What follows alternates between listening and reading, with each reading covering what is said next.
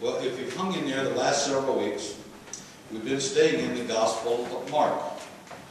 Mark simply indicates Jesus came, was baptized, was then went into the desert, was tempted, came back up to Galilee, strong in the faith, full of the Spirit, picked some disciples, went to church, and while he was at church, he healed a man with evil spirits. He left, and fame began to spread about him. And so then he went to Simon Peter's house. And was Simon Peter married, by the way? Anybody know? Did you read that they went to Simon Peter's mother-in-law was ill? There you go. So he did have a wife. Sometimes we forget the disciples were married as well. Poor women were probably either left at home or outside doing things. I don't know. Anyway, so the disciples came to Jesus while they were there and said, "Your mother-in-law is ill." And so he came, and she was healed and got up and began to serve them. I noticed that right off the bat. Somebody last night at church service said, Mel showed us pig, those disciples. The only reason he healed the poor woman so she could get up and help them. But Jesus always had compassion wherever he went. And people began then to come to the house. He had to be tired of all the things he was doing and trying to just retreat for a little bit to have a meal with his disciples. And people then began coming and bringing people for Jesus to heal, to touch their lives, that they may be renewed. And then they went on their way. We'll come back to that. Of course, he left and had to go early in the morning to kind of recharge his own batteries, to be in prayer, where to go next and what to do to recharge. We Christian folks need to remember that we ought to be doing the things for the Lord. We ought to be in ministry, but we also ought to be taking some time for self and to pray and to gain strength and renewal and insight from God.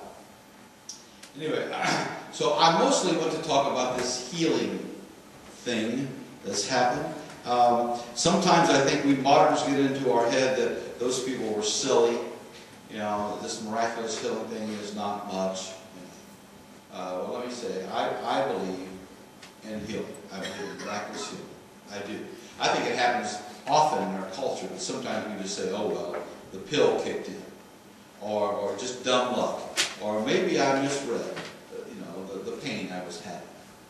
But I think God still, through prayer, through faith, people are healed, touched, and renewed. I believe that.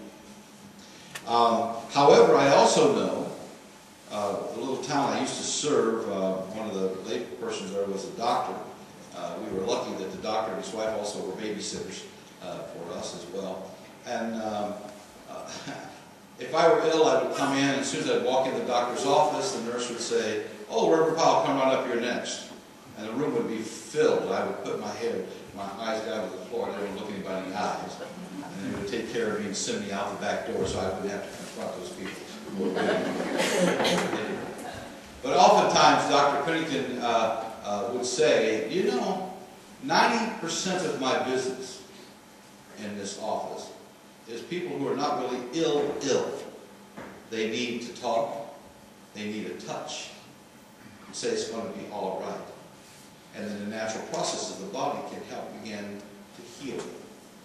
And, but medicine is required at times, and some surgery is required at times. And, but most of what I do is to listen, and to somehow they know that I'm a Christian, and I bring God into my practice.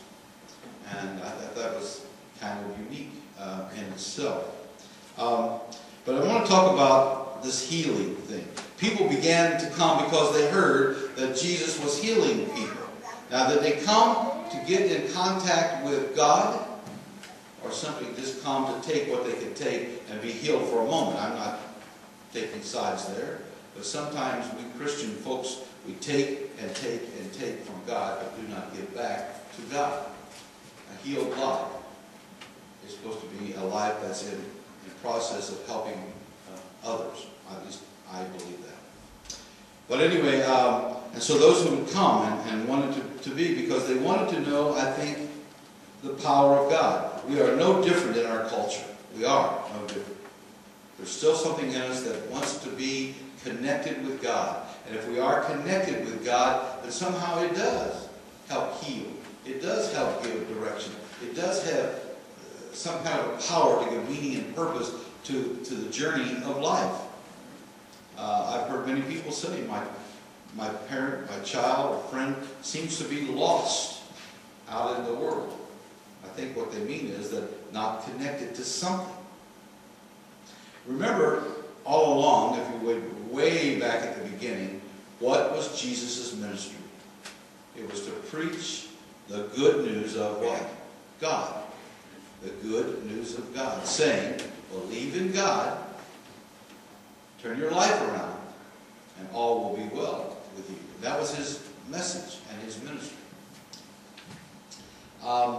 I've run across in my ministry persons who have said, who bargained with God, if you would heal me of this disease, whatever it may be, I will come and sing in the choir. Well, I was hoping they wouldn't, because this person couldn't really sing. But I understood what they meant. If I am healed, I want to give back to God. And again, I think we forget that some never did return to church. They just wanted to be healed, and at that moment, out of fear.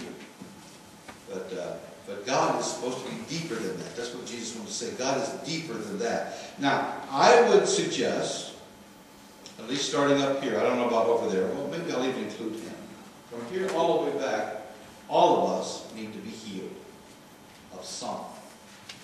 It may not be some radical disease, but I mentioned last week, as we were here, the 7 deadly sins, things that keep us from being full and whole and human.